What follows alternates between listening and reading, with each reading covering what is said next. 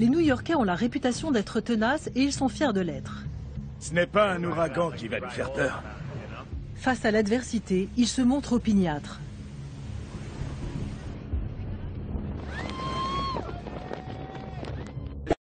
Oui. Qu'est-ce qu'on peut y faire?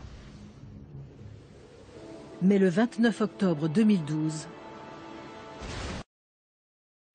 Une onde de tempête record vient d'envahir le sud de Manhattan. Ils ont trouvé un adversaire à leur mesure. C'est fou! Ça emporte tout! Ce jour-là, l'ouragan Sandy s'est abattu sur la ville. Nous sommes au cœur de la tempête. New York n'avait jamais connu d'ouragan plus dévastateur. Des vents puissants poussent une onde de tempête de plus de 4 mètres de haut. Elle envahit une surface de 132 km². Le bilan, 70 000 logements endommagés. Un quartier réduit en poussière.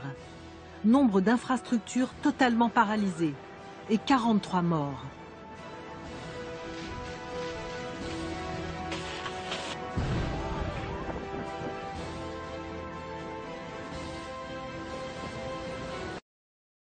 Sandy a mis New York et une bonne partie du New Jersey hors fonctionnement.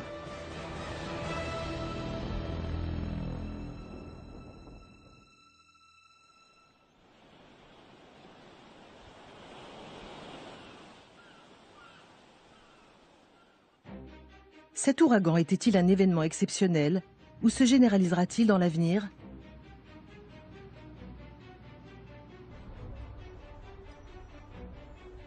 Une nouvelle ère s'ouvre pour la Terre. Les gaz à effet de serre générés par les activités humaines se concentrent dans notre atmosphère. Ils forment un couvercle qui retient la chaleur du Soleil. Le climat de notre planète change. Les incertitudes sont légion. Mais les spécialistes sont unanimes. La Terre et les océans se réchauffent. Les eaux chaudes gagnent sur les eaux froides. Et les glaciers fondent. Résultat, le niveau des océans s'élève. Les villes côtières sont particulièrement vulnérables aux tempêtes. Le changement climatique fait monter les eaux, ce qui augmente les risques d'inondation.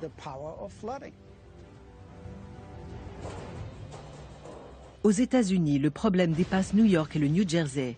Miami, la Nouvelle-Orléans et Charleston sont en danger.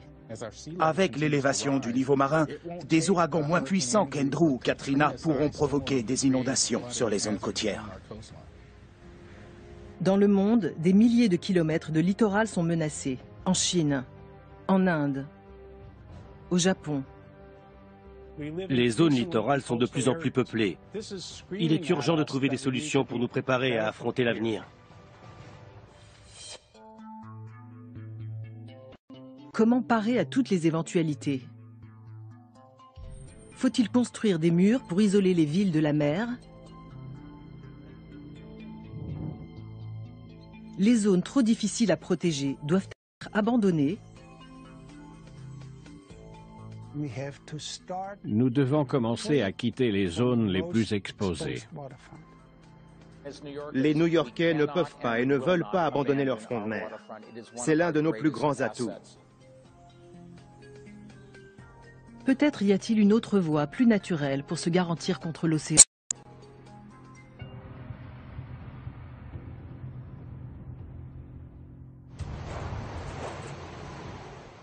Sandy doit déclencher un sursaut national. La même chose aurait pu se produire à Boston, à Seattle. C'est la nation tout entière qui doit se préparer à affronter ce type de risque. Or, nous sommes loin d'être prêts.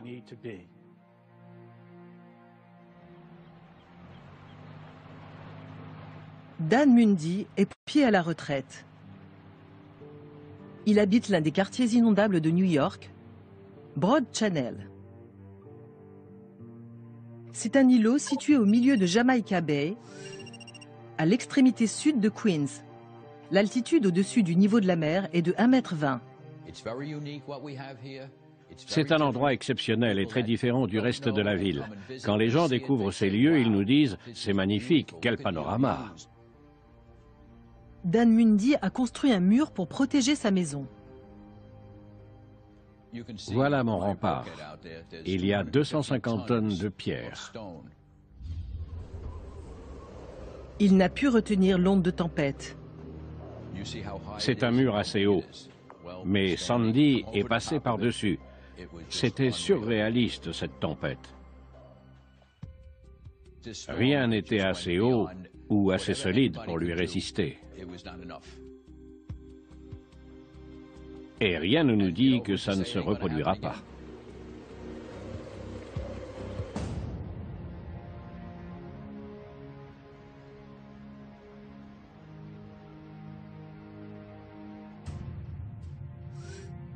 Sandy a dévasté la péninsule de Rockaway, située à 1,50 m au-dessus du niveau de la mer.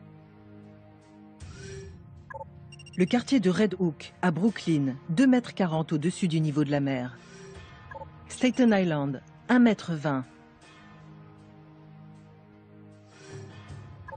Le sud de Manhattan, environ 2,40 m à Battery Park. Au New Jersey, Sandy a provoqué des inondations de Hoboken à Haiti.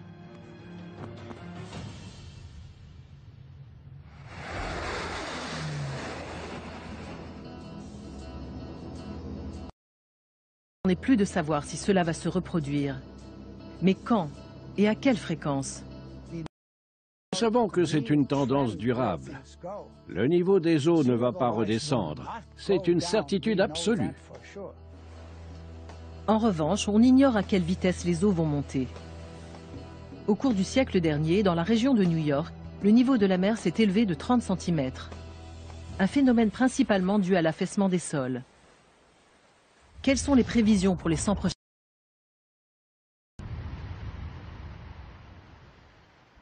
Cela dépendra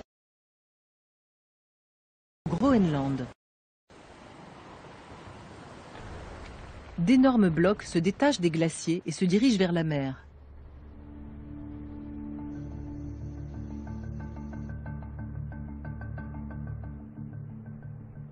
David Holland étudie le niveau des océans. C'est ce qui l'a amené ici, dans les eaux dangereuses du fjord de Jakobshavn. On dit que l'iceberg qui a coulé le Titanic venait de ce redoutable glacier. Les icebergs roulent sur eux-mêmes et peuvent emporter un navire avec eux. David Holland est mathématicien. Mais s'il est ici, c'est parce qu'il ne fait pas confiance aux chiffres. À l'heure actuelle, on ne peut pas faire une projection mathématique de l'élévation du niveau marin. Il faut être honnête. Les données dont nous disposons sont insuffisantes. Les glaciers du Groenland constituent un réservoir d'eau douce.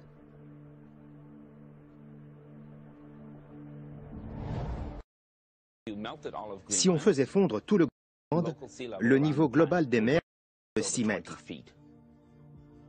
Une telle hausse submergerait plus du tiers de New York. Mais cette catastrophe n'est pas du jour.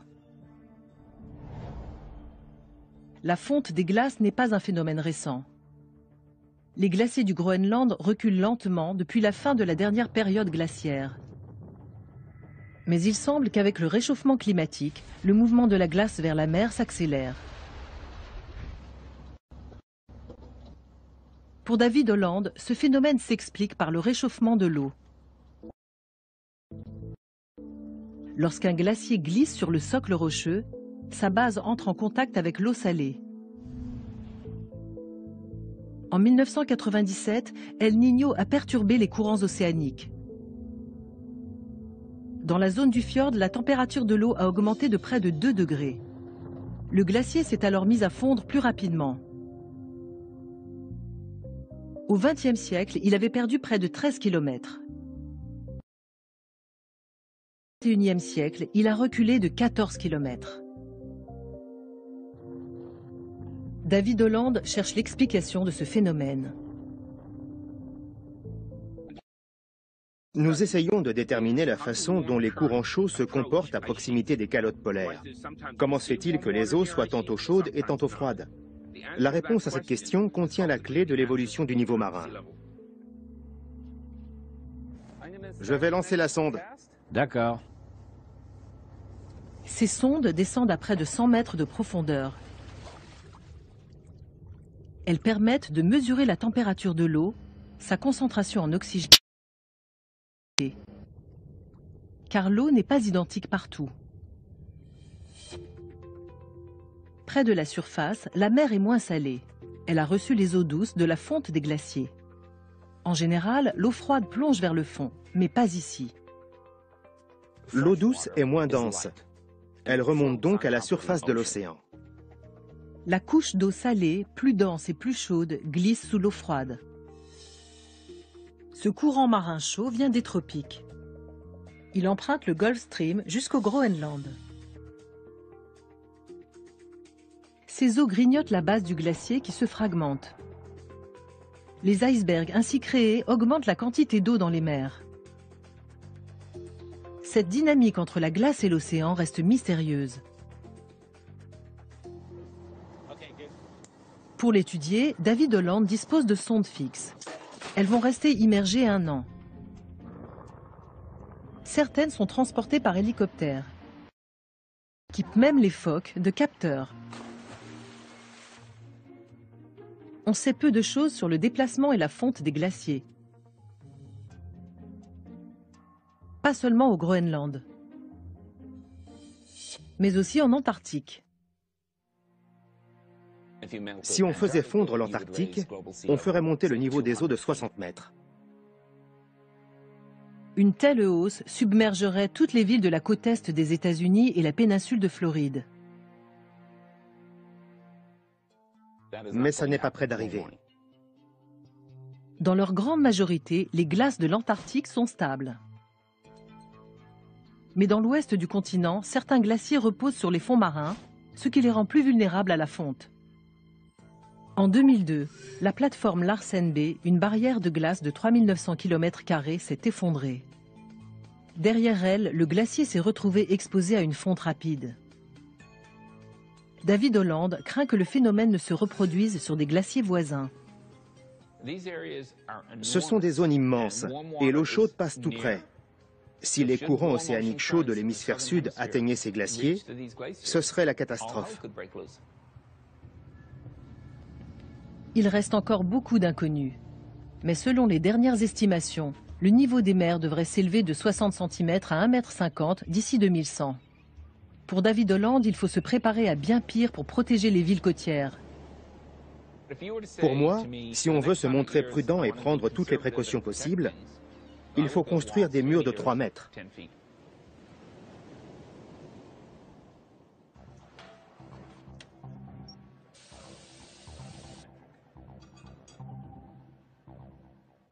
David Holland a pu constater par lui-même les menaces qui pèsent sur le littoral, car il habite ici, au cœur de Manhattan. Avec sa femme Denise, il occupe un appartement situé en hauteur. Lorsque Sandy a frappé, ils étaient au sec. Et puis, la ville a été plongée dans la nuit. Pendant 5 jours, elle s'est retrouvée privée d'électricité, de chauffage et d'eau. C'était surréaliste. Une tempête a désorganisé cette ville et ses énormes infrastructures. C'était le chaos. Sandy a bouleversé la vie de 250 000 New-Yorkais. Les infrastructures de la ville n'ont pas résisté à l'ouragan.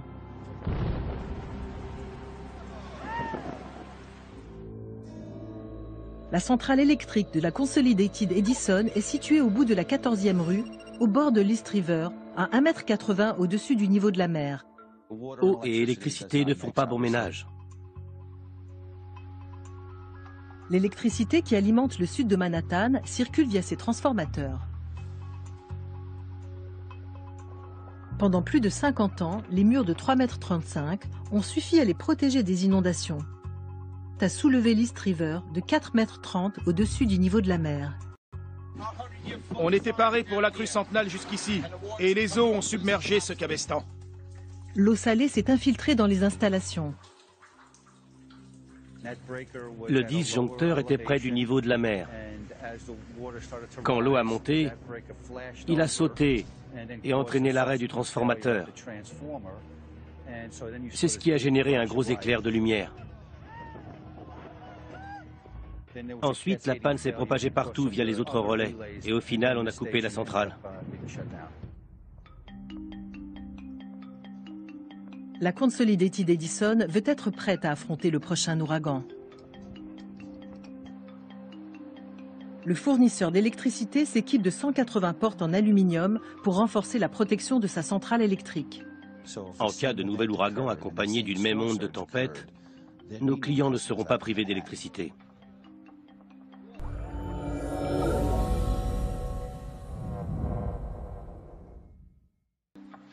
Sous les trottoirs de la ville, on installe des équipements résistants à l'eau.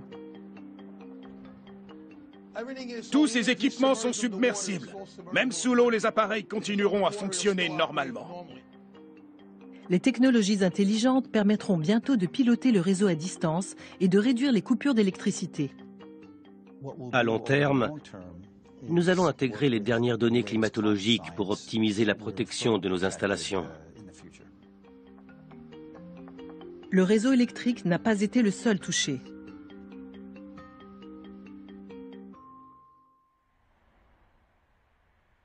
Dans l'ouest de Manhattan, l'opérateur téléphonique Verizon a vécu des heures sombres. En 100 ans d'existence, aucune catastrophe n'avait causé plus de dégâts sur notre réseau filaire que l'ouragan Sandy. Le siège mondial de Verizon se trouve au 140 West Street. Le bâtiment est situé à 230 mètres de l'Hudson, à environ 1,70 m au-dessus du niveau de la mer. En temps normal, l'entrée art déco de l'immeuble est rutilante. Le 29 octobre 2012, elle s'est transformée en piscine. L'eau s'est engouffrée par les portes avant et arrière de l'immeuble. Elle s'est ensuite infiltrée dans les cages d'ascenseur, a dévalé les escaliers pour envahir nos 5 niveaux en sous-sol. Le cœur de Verizon se trouve au sous-sol. Les câbles téléphoniques, ces fils de cuivre acheminent les signaux vers les postes fixes des clients. Au niveau inférieur, une pompe au diesel alimente les générateurs de secours du 10e étage.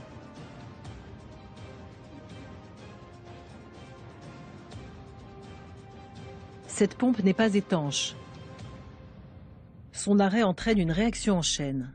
Sans la pompe, pas de courant. Et sans électricité, ces machines cruciales cessent de fonctionner. Les compresseurs d'air.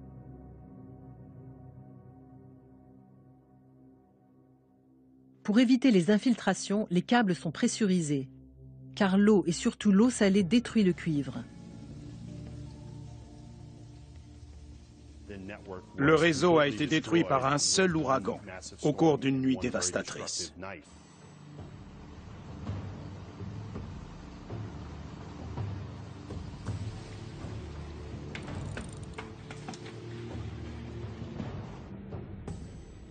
Au matin, la quasi-totalité des lignes fixes du sud de Manhattan était coupée.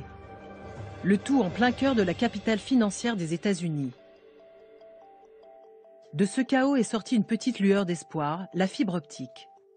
Ces longs fils de verre ultra fins, capables de transmettre voix et données, sont plus performants que les câbles de cuivre. Et ils sont imperméabilisés.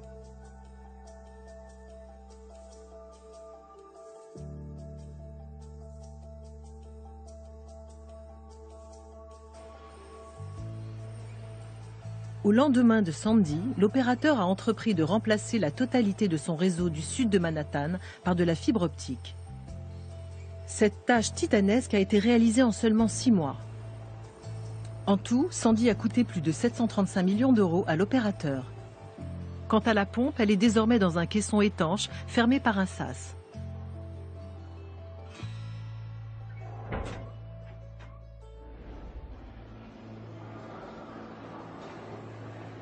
Le plus grand défi à venir sera de protéger le métro de New York. Ce système de transport est le plus vaste du pays. Sandy a causé ici 3,7 milliards d'euros de dégâts. La station de South Ferry a été la plus durement touchée. Située à l'extrémité sud de Manhattan, elle avait été construite il y a 3 ans pour un coût de 405 millions d'euros. Après Sandy, elle n'était plus que ruine. La coupable, c'est sans doute cet assemblage de planches de 60 cm par 245. Après avoir dérivé dans les eaux tumultueuses, elle a enfoncé la barrière de fortune érigée devant la bouche de la station. Elle a dû faire comme un bélier. L'onde de tempête l'a projetée sur la barrière et c'était fini. On ne sait pas d'où ces planches sont venues. Je ne veux accuser personne, mais elles sont bien arrivées de quelque part. 230 millions de litres d'eau se sont engouffrés dans la station, jusqu'à la remplir presque complètement. On fait ce qu'on peut pour prévenir la catastrophe. Mais est-ce qu'on peut vraiment l'empêcher? À l'approche de Sandy, tous les employés étaient sur le pont. Ils ont tenté de détourner l'eau avec des barrages gonflables, des sacs de sable et du contreplaqué. En vain. Des stations, des dépôts et 9 tunnels ont été inondés.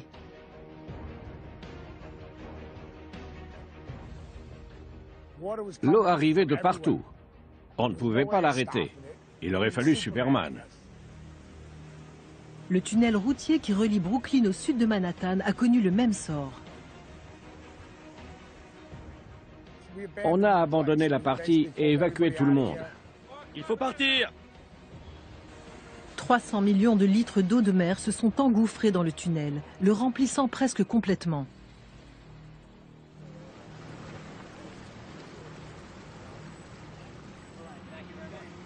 Les équipes de maintenance ont rapidement remplacé plaques de plafond, éclairage, caméras et équipements de communication. Le tunnel a ainsi pu être rouvert à la circulation 2 semaines après l'ouragan. Mais il faudra des années de travail pour remettre l'installation en état. Après ça, ils ont testé un barrage gonflable à l'eau. Il pourrait défendre le tunnel lors d'un prochain ouragan. L'université de West Virginia a aussi eu l'idée d'un énorme bouchon gonflable. Des menuisiers ont érigé un mur en contreplaqué, là où l'eau s'est engouffrée.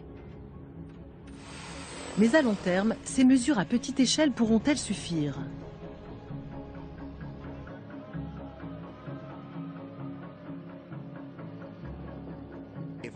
Si j'avais rendu cette station étanche et que les 250 millions de litres qu'on a dû pomper hors du réseau n'étaient pas entrés, où l'eau serait-elle allée? Dans les rues, les sous-sols et les rez-de-chaussée de tous les immeubles des alentours.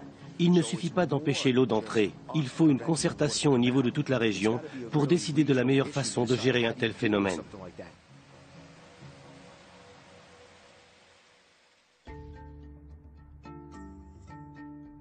Comment protéger une région aussi densément peuplée face à la montée des eaux? Pour le savoir, les spécialistes se tournent vers un pays en lutte perpétuelle contre l'eau, les Pays-Bas.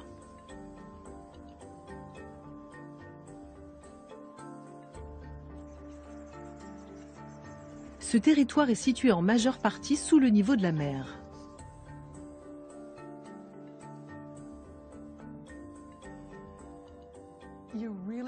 On se demande pourquoi les gens sont venus s'installer là. C'était un lieu extrêmement hostile. C'est un delta très marécageux. D'où l'utilité de ces engins. Les moulins à vent sont en réalité des pompes à eau. Quand les ailes tournent, elles transmettent leur mouvement à la roue, puis au reste du mécanisme qui entraîne la vis. Cette vis d'Archimède géante pompe l'eau hors de la plaine inondable. Ils ont été construits vers 1450 et nous ont permis de coloniser des zones qui étaient auparavant inhabitables.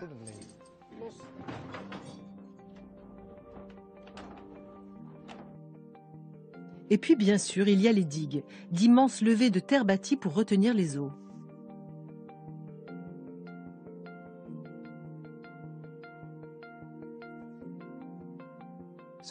Les Néerlandais défendent leur pays contre la mer depuis plusieurs siècles. Et le terme de défense implique que l'on considère l'eau comme un ennemi. À l'hiver 1953, l'ennemi a eu le dessus. Un violent ouragan s'est abattu sur la mer du Nord.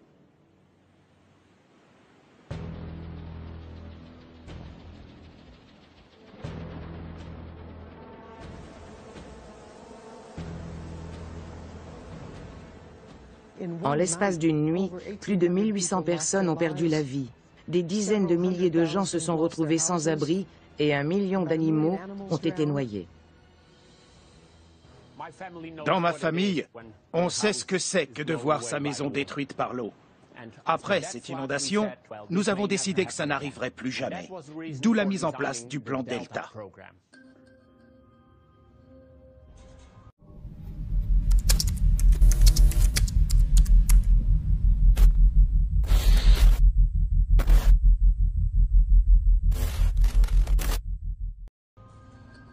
Jos Geluk est l'un des ingénieurs du plan Delta, un gigantesque système de défense contre les inondations maritimes lancé après la catastrophe de 1953.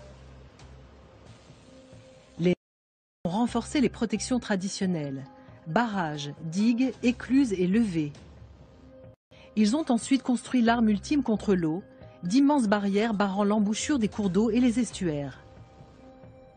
Le port de Rotterdam est ainsi défendu par 2 énormes portes. Dès que la mer du Nord se fait menaçante, elle se ferme. À 80 km au sud-ouest de Rotterdam, ils ont érigé un barrage anti-tempête de 9 km de long. Pour abaisser ces 62 glissières, il suffit d'appuyer sur un bouton.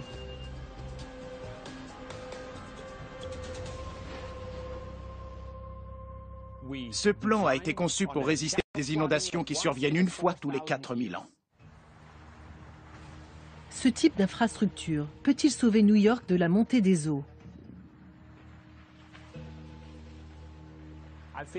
Les Américains sont en train de prendre conscience de la menace venue de l'océan. Et ils vont investir dans la protection de leur pays contre l'eau. Pour un Néerlandais, il est surprenant qu'une ville de la taille de New York, avec un tel nombre de gens exposés au danger, ne dispose d'aucune protection, pas même une digue.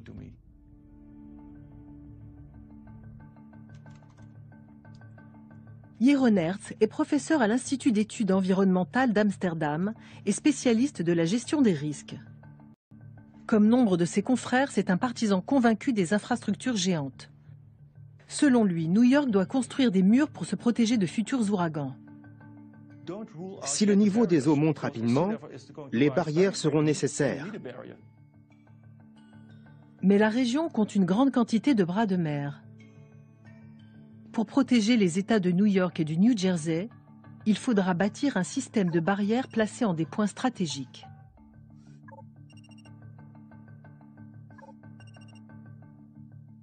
Un plan d'action prévoit la construction d'un immense ouvrage de protection sur les Narrows, le détroit qui sépare Staten Island de Brooklyn. Le concept serait la combinaison de 2 infrastructures hollandaises, une barrière géante à glissières et 2 portes monumentales. Le second plan est encore plus ambitieux. Une barrière anti-tempête de 8 km relierait Sandy Hook à la péninsule de Rockaway. Jonathan Goldstick est ingénieur. Cette barrière lui tient à cœur. Mais il admet qu'un tel projet se chiffre en dizaines de milliards d'euros. L'analyse coût-avantage n'est pas clairement positive. Mais c'est un bon retour sur investissement. Et la structure retient vraiment l'eau. Mais si le niveau des eaux continue de monter, ces infrastructures ne suffiront pas.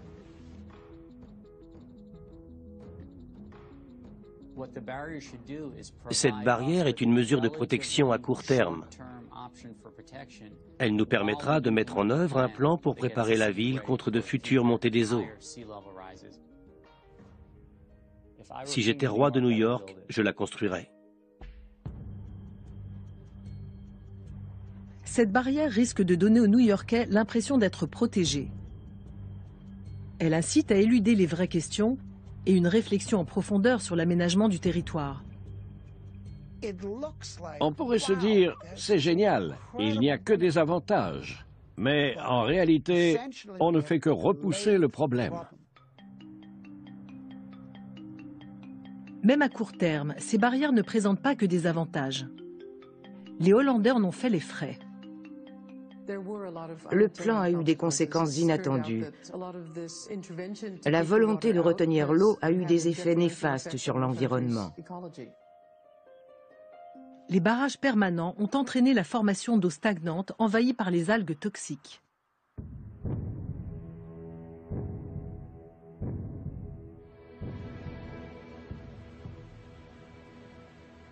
Les structures permanentes et les îles artificielles réduisent de 30% le volume des marées. Or, le flux et reflux sont grands pourvoyeurs de sédiments.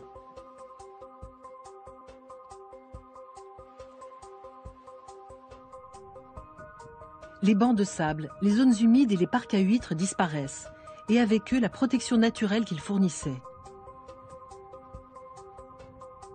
C'est pour cette raison que les Néerlandais s'orientent aujourd'hui vers une nouvelle approche et tâchent d'être moins interventionnistes.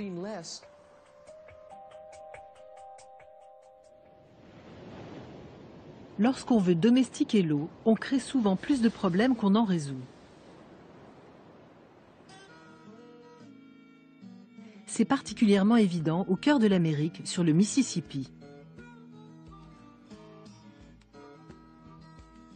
Depuis le 19e siècle, le corps des ingénieurs de l'armée, l'équivalent des ponts et chaussées, tente de prévenir les inondations. Il a construit des remblais pour obliger le Mississippi à rester dans son lit. Et pour prévenir l'érosion, des plaques de béton articulé ont été déposées le long des berges.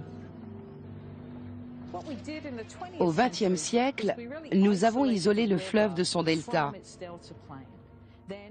Ensuite, on a décidé de pratiquement éliminer le risque d'inondation tout autour du Mississippi. Denise Reed est géomorphologue. Elle sait qu'il est dans la nature des fleuves de déborder. C'est pourquoi ici, dans les bayous, au sud de la Nouvelle-Orléans, elle vit dans une maison sur pilotis. Pour elle, le combat contre les inondations a transformé le Mississippi en un gigantesque tuyau de béton. Les sédiments qui sont évacués au bout du Mississippi, au bout de ce tuyau qu'on a construit, se déversent dans des eaux assez profondes. Ce n'était pas le cas auparavant. Pendant des milliers d'années, les sédiments se sont déposés dans tout l'estuaire du fleuve. Ils ont ainsi créé les vastes plaines marécageuses du delta du Mississippi. Désormais, le delta souffre d'une carence en sédiments. Toutes les 40 minutes, une zone de la taille d'un terrain de rugby est engloutie par les eaux. L'eau grignote peu à peu la plaine. Depuis les années 1930, nous avons perdu une surface de plus de 5000 km². C'est énorme. Pourtant, ces marécages constituent une défense naturelle efficace contre les tempêtes. Ils agissent comme des ralentisseurs géants. Dans le jargon de la prévention des risques côtiers, c'est ce qu'on appelle une solution douce. Lorsque l'onde arrive, lisse, elle avance sur une surface accidentée qui absorbe son énergie et la ralentit. De combien ralentit-elle exactement l'onde de tempête? Le superordinateur du corps des ingénieurs de l'armée. Jane Mackey est hydraulicienne. Elle a modélisé les effets d'une tempête ordinaire sans les marécages existants à l'heure actuelle près de la Nouvelle-Orléans. Il est clair que sans les zones humides, la taille des ondes de tempête et des vagues augmente. Si on regarde l'état de ces marécages, il y a quelques siècles, on voit bien qu'ils procurent une protection. Ils sont très importants. S'ils continuent, Orléans ne sera bientôt plus aussi bien protégée que nous le croyons.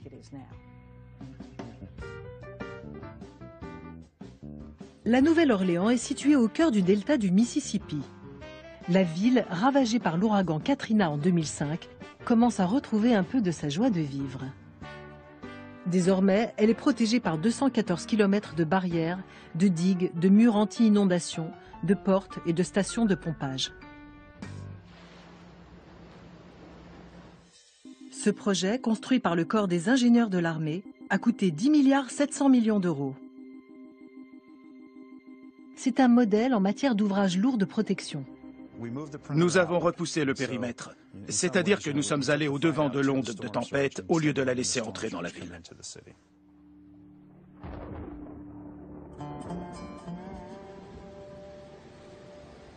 En août 2012, l'efficacité de ce système a subi son premier test, l'ouragan Isaac. 30 km/h et une onde de tempête inférieure de seulement 60 cm à celle de Katrina se sont abattus sur la ville. Cette fois, la Nouvelle-Orléans n'a pas été envahie par les eaux. Mais la ville est située en dessous du niveau de la mer. Pour Denise Reed, sans un changement de méthode, elle ne sera pas longtemps en sécurité. Une ville qui n'est séparée de l'océan que par une digue n'est pas aussi bien protégée de la mer qu'une ville qui dispose à la fois d'une digue et d'une vaste zone de marécage. C'est évident.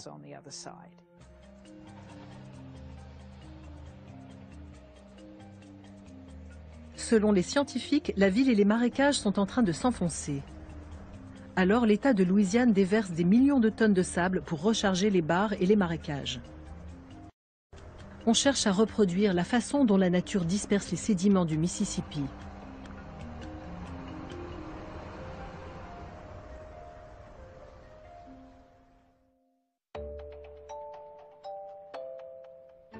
La ville de New York peut-elle trouver un compromis entre les ouvrages lourds et les solutions douces? On va tirer les cordes et les examiner. Kate Orff est paysagiste. Elle a une préférence pour les solutions douces. Voici une moule commune. On espère l'avoir colonisé la corde. Selon Kate Orff, ces mollusques pourraient sauver le port de New York.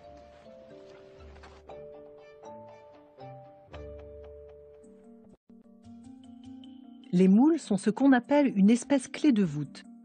C'est la pièce maîtresse du dispositif imaginé par la paysagiste. Un port rempli de parcs à huîtres, de moules et d'îlots offrant une défense naturelle marine. La raison fermer les portes ou un rempart contre l'océan, c'est l'île. Les écosystèmes et la vie marine peuvent jouer un rôle dans la création d'un port résilient. Au cours des siècles passés, nous avons appris qu'on ne peut pas cloisonner les problèmes. Nous vivons dans un écosystème où tout est intimement lié. Dan Mundy est lui aussi un apôtre des solutions douces, surtout dans les marais salants de Jamaica Bay.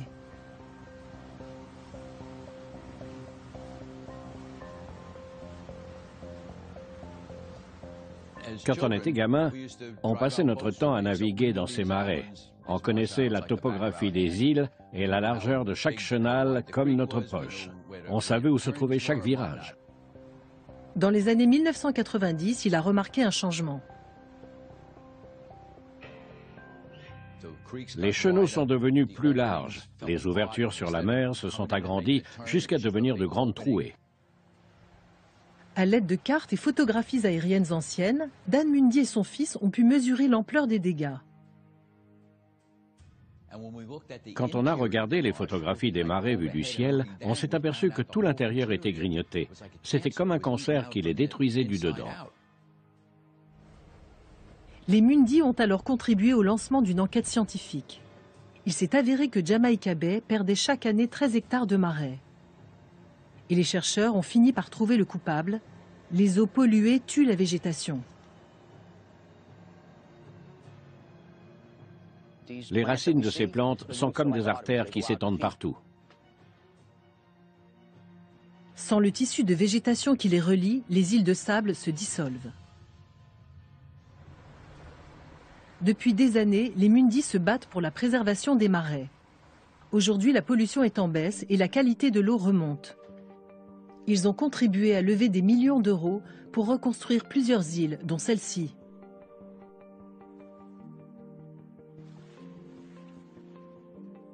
Des bénévoles replantent les herbes aquatiques pour retenir le sable. Vous avez vu, la plante fait des rejets. Ces jeunes pousses, c'est la chose la plus encourageante que j'ai vue depuis le début de ce projet. Ça veut dire que la végétation commence à s'établir. On va pouvoir laisser la zone évoluer seul. Face à la montée des eaux, les Mundis sont en première ligne. Mais ils se sont trop battus pour abandonner leur île. On ne bougera pas. Est-ce qu'on s'en va après une tornade, une coulée de boue ou un incendie? Si on suit ce raisonnement, il y a beaucoup de régions dans le monde qu'on ne peut pas habiter.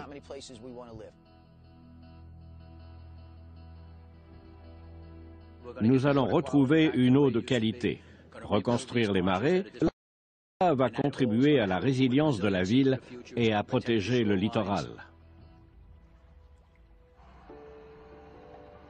Dans leur combat, les Mundis ont trouvé un allié inattendu. Le corps des ingénieurs de l'armée a tiré les leçons de ses erreurs dans le Mississippi. Désormais, il semble opter pour les solutions d'eau. C'est lui qui a construit les nouvelles îles. Il faut construire un estuaire sain, avec des marais salants et des îles qui absorbent les vagues. On peut combiner des infrastructures lourdes et vertes. Les lourdes, ce sont nos constructions traditionnelles en béton. Et les vertes, ce sont les solutions douces.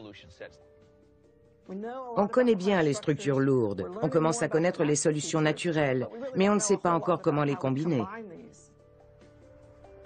Alors, le corps se concentre sur le sable.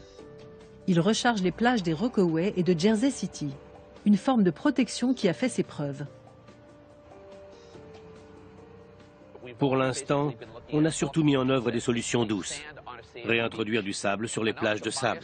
L'idée est de gagner du temps pour élaborer une solution durable qui sera plus complexe.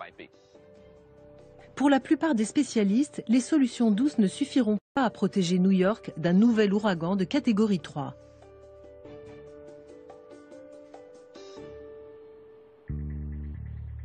L'ancien maire de la ville, Michael Bloomberg, a lancé un plan de 15 milliards d'euros pour renforcer les défenses de sa municipalité.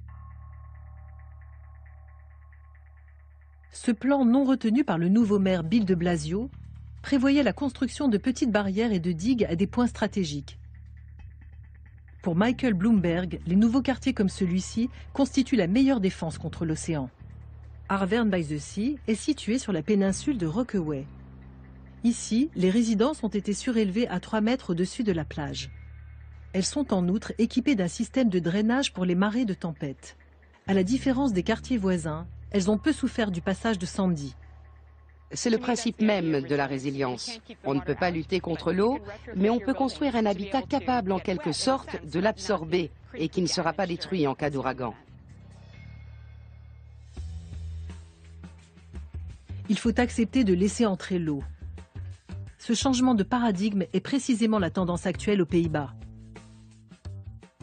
Les fondements même de notre système de prévention des risques liés à l'eau sont soumis à une révision très critique. Au milieu des années 1990, les Pays-Bas ont connu des inondations dévastatrices. Cet événement a coïncidé avec la publication de rapports alarmants sur les effets du changement climatique.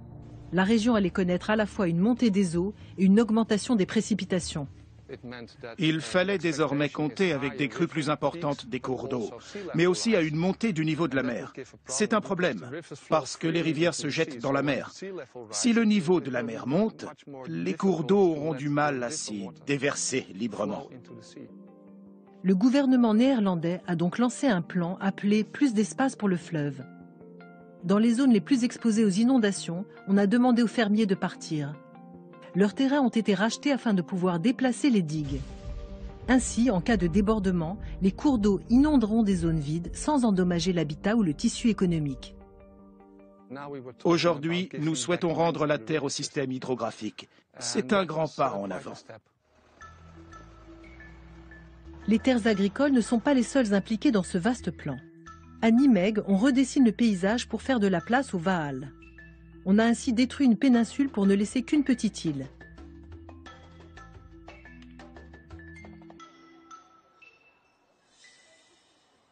Après des siècles passés à changer l'eau en terre, les Néerlandais ont atteint les limites de leur génie bâtisseur. Il n'est pas possible de protéger tout et toujours. Est-ce le début d'un recul stratégique ?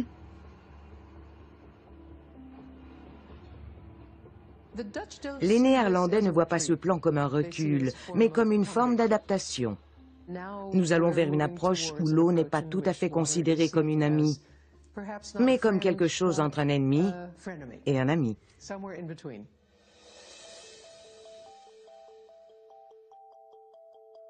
Certains quartiers de Rotterdam se trouvent à plus de 6 mètres au-dessous du niveau de la mer.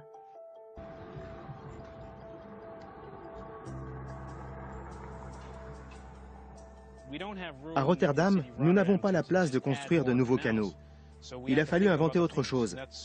Ici, nous avons choisi de stocker l'eau dans le sous-sol. La municipalité a profité de la construction de ce parking souterrain pour installer un réservoir de 9,5 millions de litres. 10 fois par an, de fortes pluies entraînent l'ouverture des valves. Le réservoir se remplit.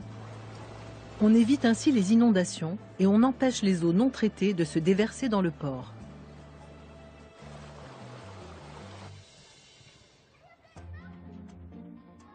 La ville a aussi créé des aires de jeu entourées de murs et de gradins qui peuvent faire office de bassins de rétention. Quand il pleut, le terrain se remplit. Les enfants adorent ça. Ils mettent leurs bottes et ils courent patauger. Il y aura bientôt près de ce lycée un système similaire mais en plus élaboré. Quand il pleut, les terrains de sport se remplissent. Ils conservent l'eau jusqu'à ce que les pompes et les égouts puissent les absorber.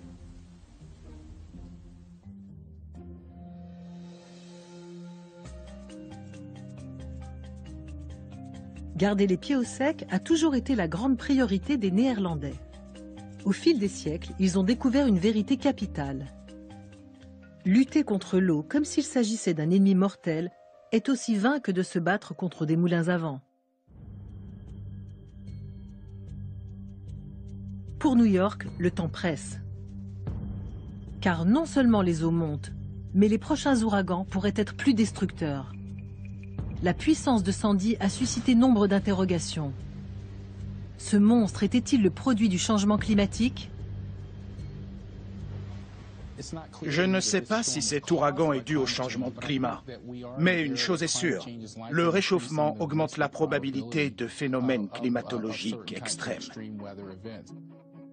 Selon certains modèles climatiques, le nombre d'ouragans pourrait diminuer. Mais ceux qui se formeront seront plus puissants que ceux d'aujourd'hui. Tous les modèles et théories semblent s'accorder sur un point. La fréquence des phénomènes de haute intensité de catégorie 3, 4 ou 5 devrait augmenter. Les ouragans sont d'immenses moteurs thermiques alimentés par l'évaporation des eaux chaudes à la surface des océans. Si le climat se réchauffe, il y a davantage d'évaporation, et donc des tempêtes plus puissantes. À l'heure actuelle, lors des plus puissants ouragans, les vents de surface atteignent environ 320 km/h. On peut imaginer que dans un siècle, les ouragans de cette catégorie généreront des rafales de 350 km/h, soit une augmentation de 10%. Cette différence n'est pas anodine. Quand la vitesse du vent augmente, les dégâts augmentent de façon exponentielle. Il serait donc plus puissant que les ouragans actuels. C'est très inquiétant.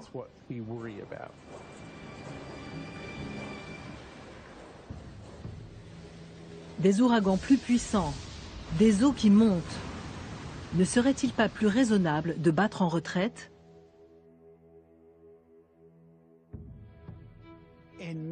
Ce sera inévitable dans de nombreuses régions.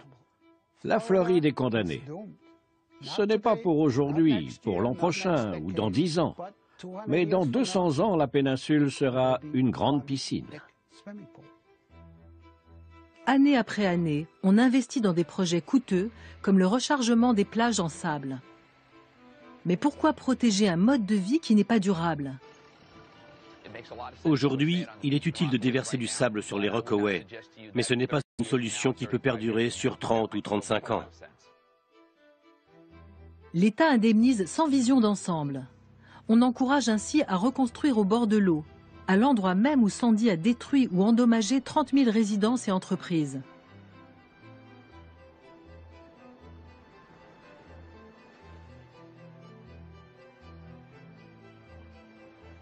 À Broad Channel, les polices d'assurance ont atteint des sommets. Dan Mundy craint que cela ne signe la mort de sa ville. Ce sont des gens qui travaillent. Ils prennent les transports chaque jour pour se rendre au bureau. Ils gagnent 60 ou 65 000 euros par an. Ils arrivent tout juste à payer leur crédit. Cette charge supplémentaire risque de devenir insurmontable. C'est l'une des innombrables difficultés nées dans le sillage de Sandy. Quand elle a le dos au mur, l'Amérique sait réagir. C'est un problème extrêmement vaste qui touche beaucoup de secteurs économiques. Cette catastrophe est notre chance de changer la donne. Ces phénomènes extrêmes nous permettent d'envisager les problèmes de manière globale. Il faut être vigilant. Parce que nous allons connaître pire que Sandy. J'en suis persuadée.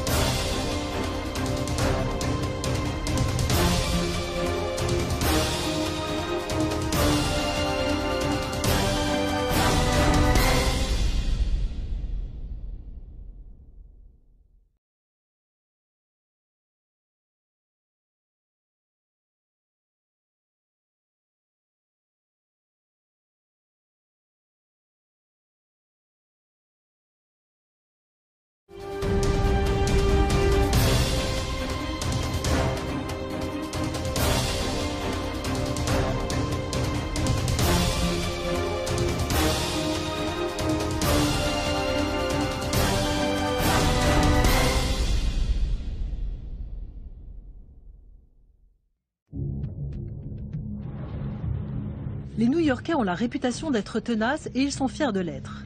Ce n'est pas un ouragan qui va nous faire peur. Face à l'adversité, ils se montrent opiniâtres.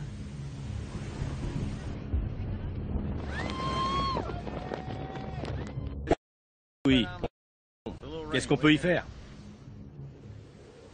Mais le 29 octobre 2012... Une onde de tempête record vient d'envahir le sud de Manhattan. Ils ont trouvé un adversaire à leur mesure. C'est fou! Ça emporte tout! Ce jour-là, l'ouragan Sandy s'est abattu sur la ville. Nous sommes au cœur de la tempête. New York n'avait jamais connu d'ouragan plus dévastateur. Des vents puissants poussent une onde de tempête de plus de 4 mètres de haut. Elle envahit une surface de 132 km². Le bilan, 70 000 logements endommagés. Un quartier réduit en... Abandonner leur front de mer. C'est l'un de nos plus grands atouts. Peut-être y a-t-il une autre voie plus naturelle pour se garantir contre l'océan.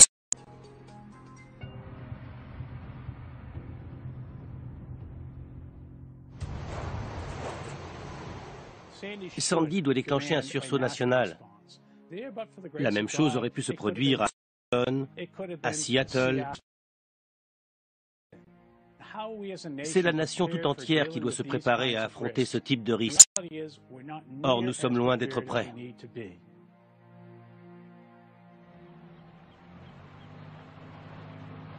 Dan Mundy est pied à la retraite. Il habite l'un des quartiers inondables de New York, Broad Channel. C'est un îlot situé au milieu de Jamaica Bay, à l'extrémité sud de Queens. L'altitude au-dessus du niveau de la mer est de 1,20 m. C'est un endroit exceptionnel et très différent du reste de la ville. Quand les gens découvrent ces lieux, ils nous disent « c'est magnifique, quel panorama !» Dan Mundy a construit un mur pour protéger sa maison. Voilà mon rempart. Il y a 250 tonnes de pierre. Il n'a pu retenir l'onde de tempête. C'est un mur assez haut, mais Sandy est passé par-dessus. C'était surréaliste, cette tempête. Rien n'était assez haut ou assez solide pour lui résister. Et rien ne nous dit que ça ne se reproduira pas.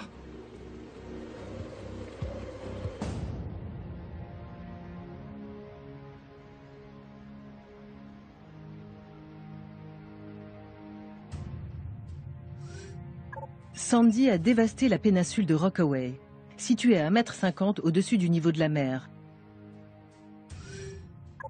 Le quartier de Red Hook, à Brooklyn, 2,40 m au-dessus du niveau de la mer. Staten Island, 1,20 m. Le sud de Manhattan, environ 2,40 m à Battery Park.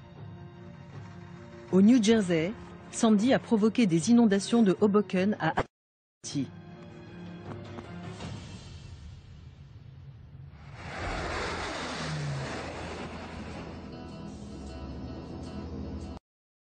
On n'est plus de savoir si cela va se reproduire.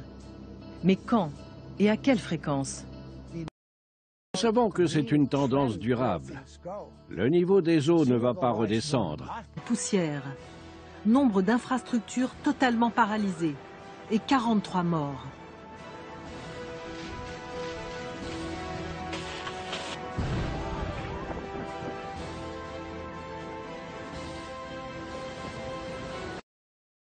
Sandy a mis New York et une bonne partie du New Jersey hors fonctionnement.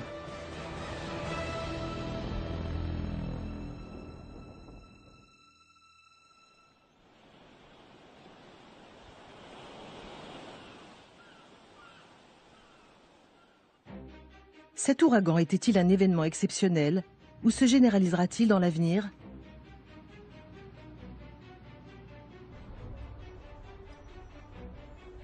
Une nouvelle ère s'ouvre pour la Terre. Les gaz à effet de serre générés par les activités humaines se concentrent dans notre atmosphère.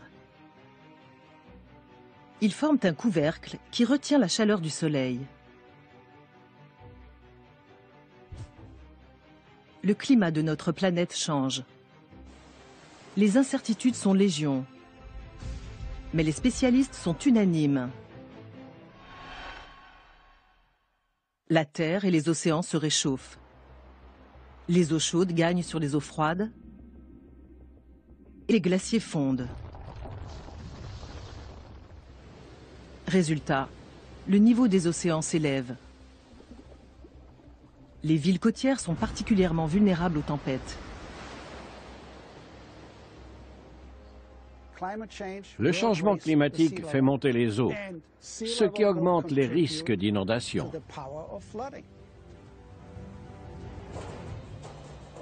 Aux États-Unis, le problème dépasse New York et le New Jersey. Miami, la Nouvelle-Orléans et Charleston sont en danger. Avec l'élévation du niveau marin, des ouragans moins puissants qu'Andrew ou Katrina pourront provoquer des inondations sur les zones côtières.